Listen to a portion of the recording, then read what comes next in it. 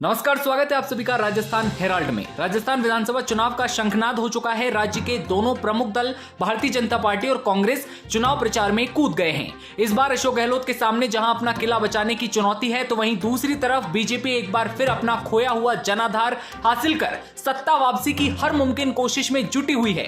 राजस्थान विधानसभा चुनावों में एक ऐसी सीट जिसे पूर्वी राजस्थान के हॉट सीटों में से एक माना जाता है।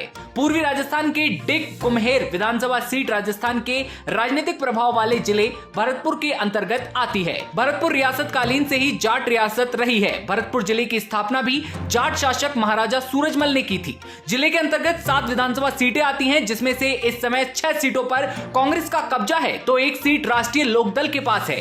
के 6 विधायकों में से 2 विधायक बसपा छोड़कर कांग्रेस में शामिल हुए थे। खास बात यह भी है कि इस जिले में भी बीजेपी का खाता नहीं खुल सका था।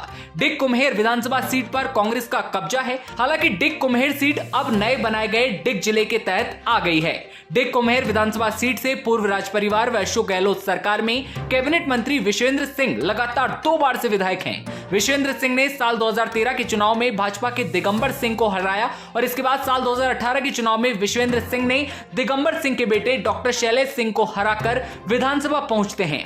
डिग कुम्हेर विधानसभा सीट क्षेत्र से जहां कांग्रेस पार्टी ने एक बार फिर से स्थानीय विधायक विश्वेंद्र सिंह को मैदान में उतारा है, तो वहीं दूसरी तरफ बीजेपी ने डॉक्टर शैलेश सिंह पर पुनः दांव खेलते हुए टिकट दिया है। इन दोनों मुख्य घटकों के अलावा बसपा, जिसने जिले की 7 सीटों में से 2 बार जीत दर्ज की, तो वहीं कई सीटों पर बीजेपी का समीकरण बिगाड़ने का काम किया। उनमें से एक डिग कुम्हेर विधानसभा सीट भी सम्मिलित है। इस बार फिर बसपा ने ब्राह्मण प्रत्याशी पर दांव खेलते हुए हरिओम शर्मा को मैदान में उतारा है। इसके अलावा जेजेपी ने डॉक्टर मोहन सिंह को टिकट दिया। अटकलें लगाई जा रही हैं कि इस सीट से आम आदमी पार्टी और आरएलपी भी अपना प्रत्याशी मैदान में उतार सकती है। जलमहल की नगरी कहे जाने वाले डिग कुम्हेर विधानसभा सीट से ग्रामीण क्षेत्र के निवासी स्थानीय विधायक से खासा नाराज हैं और बताया जा रहा है कि उनकी नाराजगी की वजह लगातार क्षेत्र की जनता से विधायक के कटे रहने की वजह है। विधानसभा क्षेत्र के कई ग्रामीण क्षेत्रों में अभी भी सुचारू रूप से पानी नहीं आने की शिकायत है। हालांकि विधानसभा में जर्जर सड़कों की मरम्मत कार्य लगातार जारी है।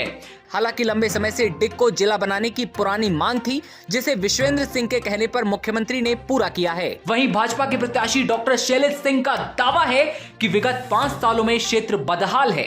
डिग नगर पालिका से जनता परेशान है। डिग को नया जिला बनाने से कुम्हेर विधानसभा सीट पर कांग्रेस को फायदा जरूर मिलेगा। डिग की एक और समस्या का समाधान गहलोत सरकार ने काफी हद तक पीने के लिए चंबल का पानी पहुंचाकर किया है।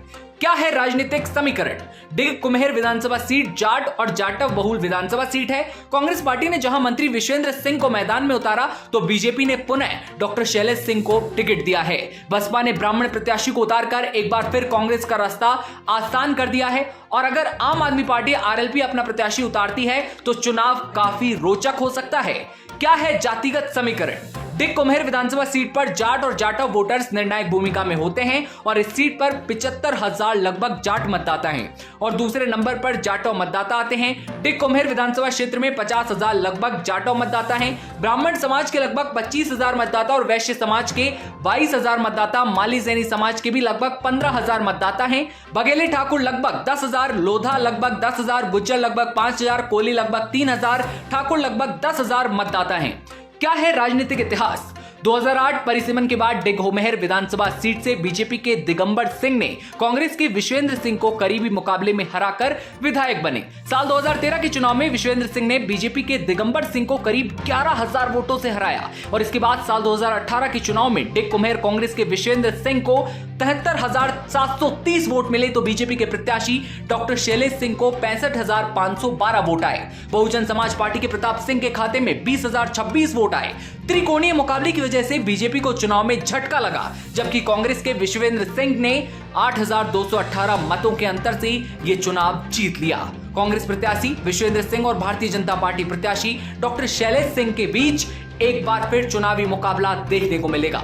अब देखने वाली बात यह होगी कि जनता किसे अपना विधायक बनाकर विधानसभा में भेजती है। ऐसी चुनावी खबरें आप सबसे पहले देखते रहने के लिए बने रहिए राजस्थान हेराल्ड के साथ। नमस्कार।